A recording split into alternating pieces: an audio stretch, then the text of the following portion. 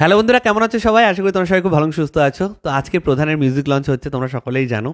তো ফিরে এসো গানটা জাস্ট কিছুক্ষণ আগেই সারেগামার যে অফিসিয়াল ইউটিউব চ্যানেল আছে সেখানে দেওয়া হয়েছে ভিডিও সংটা। তো ভিডিও সংটা শুনলাম।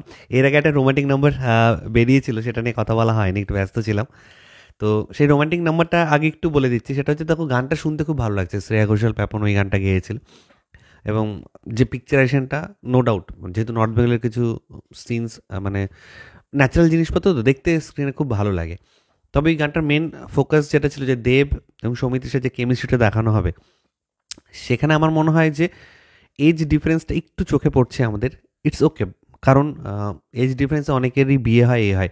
ব্যাপারটা হচ্ছে তাদের মধ্যে কেমিস্ট্রিটা মানে তুলে ধরার জন্য না কিছু মোমেন্টস দরকার। সেই মোমেন্টসগুলো আমরা সিনেমাতে পাই কিনা সেটা আমাদের দেখার। যেরকম একটা ট্রেলার আমরা পেয়েছি যে আজ থেকে তোমার ভাত কাপড়ের দায়িত্ব নিলাম, সেই জায়গায় দেব বলছে যে আজ থেকে আমরা দুজনে খুব ভালো বন্ধু হলাম। তো এই ধরনের কিছু মোমেন্টস যদি থাকে তাহলে কেমিস্ট্রিটা অবশ্যই ওয়ার্ক করবে। এবার চলে আসছি ফিরে এসো গানটা নিয়ে। অনুপম রায়ের কম্পোজিশন, তিনি নিজেই গেয়েছেন। আমার এক কথায় আমি জাস্ট ছিটকে গেছি গানটা শুনে। এত সুন্দর লিরিক্স এবং একটা সোলফুল মিউজিক, এত সুন্দর লাগলো, সুদিং লাগলো গানটা। মানে দুবার পরপর চালিয়ে শুনলাম। এবং সিনেমাটোগ্রাফি নিয়ে ওয়ান্স অ্যাগেন, মানে দেবদা যখন বাইক চালাচ্ছে বা একটা জায়গায় দাঁড়িয়ে আছে লোকেশনে, সেগুলো দেখতে খুব ভালো লাগছে। যেহেতু নর্থ বেঙ্গলের ম্যাক্সিমাম আর কি শট আমরা দেখতে পাচ্ছি। পরাণ বন্দ্যোপাধ্যায়, মমতা শঙ্কর, তাদের মধ্যে যে একটা টানাপোড়েন চলছে।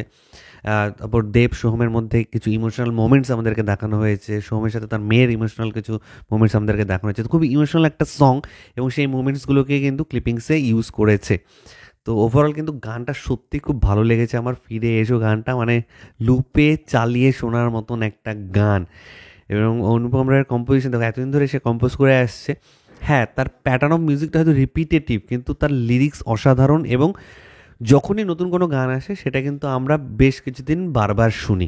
কিছু গান তো কাল্ট হয়ে গেছে, মানে 10 বছর আগের গানও এখন আর কি শুনতে ভালো লাগে। তো এই গানটাও মনে হয় আমার সেই ধরনেরই একটা গান হয়েছে। তোমরা যারা শোনোনি ফিরে এসো, একবার শোনো, তাহলেই বুঝতে পারো যে প্রধানের এই গানটা কতটা মানে টাচি, একদম এখানে এসে টাচ করছে আর কি গানটা, লিরিক্সগুলো প্লাস মিউজিকটাও। মানে প্রধানের জন্য সত্যি এগালি ওয়েট করে আছি, কারণ এই সিনেমাটার মানে কি বলবো, যারা বলছে যে খালি বাংলা সিরিয়াল বানাচ্ছিল দেবদা, বাংলা সিরিয়াল বানাচ্ছে, তার থেকে একটু বেরিয়ে অন্য রকমের একটা ট্রাই করা হচ্ছে। মাস অ্যাপিল আছে এই সিনেমাটার মধ্যে। তো আমার মনে হচ্ছে সিনেমাটা ওয়ার্ক করে যাবে বক্স অফিসে। আমি এটা নিয়ে আলাদা করে একটা ভিডিও বানিয়েছি। সো আর কিছুদিন ওয়েট করতে হবে, তারপরে প্রধান বড় পর্দায় আমরা সকলে মিলে এনজয় করবো। Let's hope for the best. এটাই তোমাদের সাথে শেয়ার করার ছিল। তোমাদের কার কি মতামত নিচে কমেন্ট সেকশনে অবশ্যই লিখে জানাও। আমার ভিডিওটা ভালো লাগলে লাইক করার সাথে একদম ভুলবে না। ঠিক আছে বন্ধুরা, ভালো থেকো সবাই, সাবধানে থেকো সবাই। Love you all, take care.